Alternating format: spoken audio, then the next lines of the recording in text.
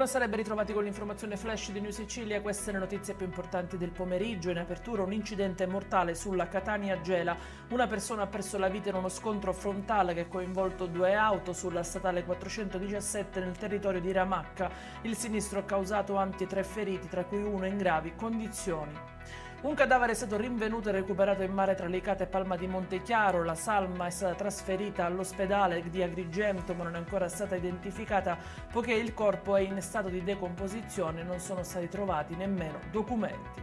Sono finite al Policlinico di Palermo per enterite 4 studentesse romane di 15 e 16 anni in gita a Palermo. Le indagini sulle cause del malessere sono ancora in corso. Si pensa ad un'intossicazione alimentare o ad un'infezione causata da un virus.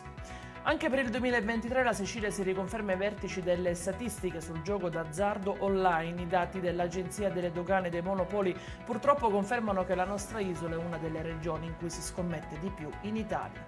E in chiusura il meteo, diramata per domani un'allerta arancione per rischio incendi. Le previsioni degli esperti parlano di un'altra giornata soleggiata, anche se qualche goccia di pioggia potrebbe arrivare nel pomeriggio in alcune province. I dettagli su queste notizie li trovate come sempre sul nostro sito www.newsicilia.it e sui nostri canali social. Arrivederci e a domani.